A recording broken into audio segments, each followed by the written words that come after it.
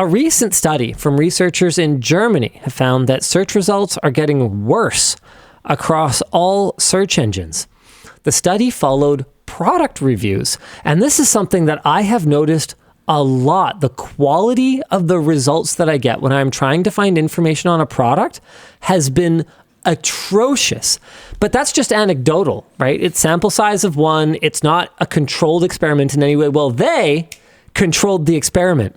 They followed product reviews on various search engines, including Google, Bing, and DuckDuckGo, and found a consistent downward trend in the number and the quality of relevant search results.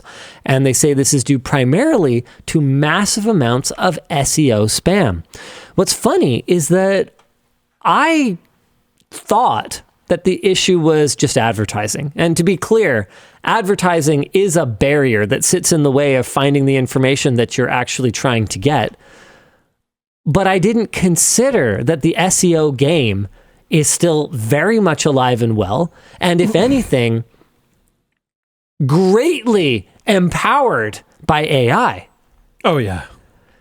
So attempts to address this problem by Google and others did have a measurable impact on the amount of spam, and Google's tactics outperformed its competitors, but that effect was both minor and temporary. According to Lily Ray, a senior executive at digital marketing agency Amsiv Digital, we are currently experiencing some of the worst results he's seen in his entire career, in part because of an increased emphasis on user-generated content and away from authoritative sources. Well, that's because, as Handyman and a couple other people have been saying in chat, for a long time, the best way to get results was to append Reddit. And I don't know why SEO optimization took so long to figure this out. To be honest, it was kind of weird, but they have since hijacked that as well, or attempted to. It still works pretty well. But this has created a major opening for scammers and spammers. Yeah. And our discussion question is there a way to fix this? Yeah. I don't think so, because the only way to fix the quality of information in the written web is for there to be any money in creating quality content for the written web. Yeah. And there isn't. No. The money is in just crapping out AI-generated listicles of just shit you should buy. Doing all the same amount of work that you'd have to do for something like a video, potentially even more, and making it written. No, there's no written article that is more work than a video form of the same written article. Strong disagree. I don't agree. This will be an interesting conversation. Yeah. What I'm trying to get at is that sometimes written articles will go deeper. There was actually a long period of time where to go deeper on a subject, you would go to the linked written article. Okay, so I should clarify. I did specifically say then a video form of the same thing. If it's the exact same content, sure. Yeah, okay. Then we don't disagree then. Yeah. Very nice. Very good. Okay. No, I'm just saying that I find written articles will go further into things. Sure, that's fair. Yeah. So their format Not differences always. do sometimes facilitate or do sometimes enable a deeper dive, sure. Yeah. But you're never going to make the same amount of money that you could with video, because on-page ads just are worth like almost nothing. Yeah. And to make it worth your time, you have to like do really anti-consumer, very annoying web things, like refreshing the ads as you scroll and like inserting things and having things slide over the writing and all this crazy stuff, which is going to drive people ultimately away from your site, or to ad blocking everything. So you're just going to make actually negative money because it costs you money for them to be on your site and you made nothing off the ads. Yep. So it's just like, well, I don't know. Some sites seem to be somewhat transitioning to a subscription model. I've noticed a lot more paywalls, and they wouldn't be popping up if they weren't working. However, I think that there's only really room for a very small number of sites to succeed with a subscription model.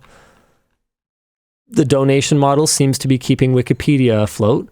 But I think given the percentage of overall web traffic that is Wikipedia, you can't just look at, what's working for Wikipedia and say, oh, okay, well, why doesn't somebody else just do that? And I don't know if this is right or not, but Wikipedia seems to be just kind of holding on, not thriving. I mean, are they? I don't think they report their financials unless they do. I think they talk about like how much run rate they have left and stuff every once in a while when they ask for funding, don't they? They do report their financials. Full year financial statements audited by KPMG, Wikimedia Foundation. Here we go, boys. It's a lot of pages. It's like 20 pages. Let me see if I can just find the bottom line part. They have $75 million in cash and cash equivalents. So I think they're doing okay.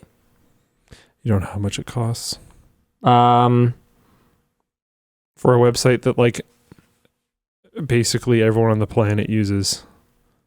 I mean, it is just text, but it's a their lot. Financial, it's not just text. Their financial assets at the end of 2023 are $5 million greater than 2022. Okay. And that number is $196 million. So I see they seem to be doing okay. Why do they ask for so much all the time then? Well, Come on, Wikipedia. They only made $5 million. But they do seem to have a fair bit of cash. Is that just profit or is that their revenue? That's, I don't know if you call it revenue. This seems to be... No, this is liquidity and availability of financial assets. So Okay. I'm not looking at revenue or profit or anything like that. They spent, is this right? $69 million on salaries and benefits? Like, am I reading this wrong? Help me out, guys. Is that what I'm looking at? Salaries and benefits. That is $69 million, right? Like, I'm not Developers do be expensive. I mean, yeah, fair enough. Awards and grants, donation processing expenses, $6 million. Ooh. Yeah, that's what a bunch of $3 donations will do for you. Yeah. Travel and conferences, they spent $800,000 on that. Whoa. I don't know how many people work there though, so it's possible these numbers aren't as outlandish as they might sound. What travel and conferences? Well, I mean, travel to conferences, right? But like $800,000 on that. I mean, I wonder how many depends people how many work people at they're Wikipedia. saying. Yeah, I have no idea. Truthfully, for a site that I use as much as I do, and for a tech, Hold on, they have 282 staff members, and they're spending $70 million a year on salaries. Sounds like I should get a job at Wikimedia. That's a wrong number. In 2016, there was 280 employees. In 2020, there was approximately 450. Okay, so it's going up a fair bit. And that was 4 years ago. They hold conferences for their community. Oh, okay. Well, that'll cost you. Yeah. We know a thing or two about that. Yeah, that's real expensive. Yep. I'm surprised it only cost that much. Oh, man. Check out Handyman. He's a good link. He always has good links. What is this? Fundraising statistics. Oh, look at that. Okay. So they're trying to stay out ahead of what their costs will be. Black is their net assets, green is their revenue, red is their expenses. So they do beat their expenses, but it do be close sometimes. It's pretty close, yeah. Yeah, so you can see they had a really good year in 2021.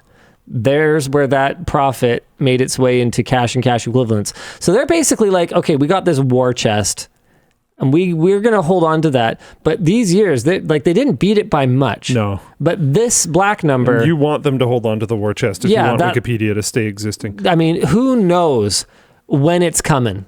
Yeah. When someone tries to go after them. I fully support Wikimedia sitting on, a couple $100 million just in case.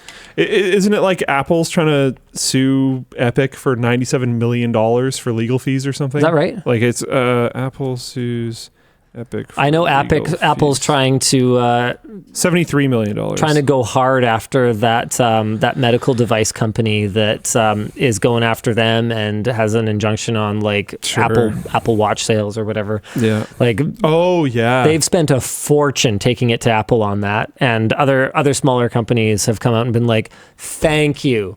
Someone finally having the resources and the stones to just go toe to toe with Apple and say, hey, you actually cannot fucking do this. This is not okay to just set up an office down the street from someone, you poach employees, and not care about patents and IP. Yeah. And I'm not, allegedly. And I'm not saying even that Apple is alleged to have done that particular thing in this particular case, but it's a common strategy that these giant tech companies do employ.